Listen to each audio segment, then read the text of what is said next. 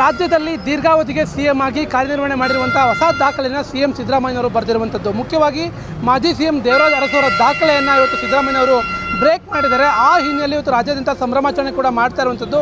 ಅದರಂತೆ ಮಲೆನಾಡು ಶಿವಮೊಗ್ಗ ಜಿಲ್ಲೆಯಲ್ಲಿ ಕೂಡ ನೀವು ಕೂಡ ಗಮನಿಸ್ಬೋದು.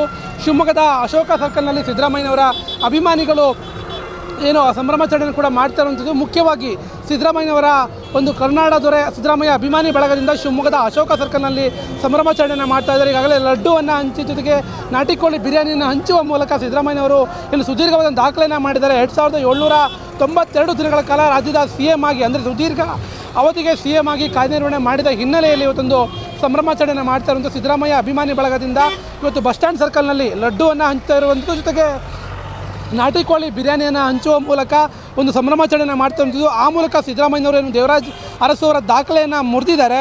ಅವರು ಮುಂದೆಯೂ ಕೂಡ ಈ ರೀತಿಯಾದಂಥ ಸಾಧನೆಯನ್ನು ಮಾಡಲಿ, ಜನರ ಪರವಾಗಿ ಕೆಲಸವನ್ನು ಮಾಡಲಿ, ಜನರ ಕಲ್ಯಾಣಕ್ಕಾಗಿ ಯೋಜನೆಗಳನ್ನು ಜಾರಿಗೊಳಿಸಲಿ ಅಂತೇಳಿ ಅಭಿಮಾನಿಗಳು ಇವತ್ತು ಶಿವಮೊಗ್ಗದಲ್ಲಿ ಮಾಡ್ತಾ ಇರುವಂಥದ್ದು. ಮುಖ್ಯವಾಗಿ ಕಾಂಗ್ರೆಸ್ನ ಯುವ ಮುಖಂಡರುಗಳು ಜೊತೆಗೆ ಜಿಲ್ಲಾಧ್ಯಕ್ಷರು ಕೂಡ ಈ ಒಂದು ಸಂಭ್ರಮಾಚರಣೆಯಲ್ಲಿ ಕೂಡ ಭಾಗಿಯಾಗಿದ್ದಾರೆ. ಮುಖ್ಯವಾಗಿ ಇಲ್ಲಿ ಲಡ್ಡು ಮತ್ತು ಬಿರಿಯಾನಿ ಹಂಚುವ ಮೂಲಕ ಈ ಒಂದು ಸಂಭ್ರಮಾಚರಣೆಯನ್ನು ಕೂಡ ಮಾಡ್ತಾ ಇರುವಂಥದ್ದು. ಅದೇ ರೀತಿಯಲ್ಲಿ ಸಿದ್ದರಾಮಯ್ಯನವರು ಮತ್ತಷ್ಟು ಕಾಲ ರಾಜ್ಯದಲ್ಲಿ ರಾಜಕಾರಣದಲ್ಲಿ ಇರಬೇಕು, ಅವರು ಕೂಡ ಮತ್ತಷ್ಟು ಜನಪರ ಕಾರ್ಯಗಳನ್ನು ಕೊಡುವ ಮೂಲಕ ರಾಜ್ಯದಲ್ಲಿ ಬಡವರ ಮತ್ತು ಹಿಂದುಳಿದವರ ಕಲ್ಯಾಣವನ್ನು ಸಿದ್ದರಾಮಯ್ಯನವರು ಮಾಡಬೇಕು ಅನ್ನೋ ಶುಭಾಶಯವನ್ನು ಕೂಡ ಇಲ್ಲಿನ ಅಭಿಮಾನಿಗಳು ಕೂಡ ಕೋರ್ತಾ ಇರುವಂಥದ್ದು. ಕ್ಯಾಮ್ರಾ ಪರ್ಸನ್ ಸಾವಂತ್ ಜೊತೆ Naveen Purdal, guarantee news, Shivamogga. Guarantee news, ಸುದ್ದಿ ಖಚಿತ, ನ್ಯಾಯ ನಿಶ್ಚಿತ.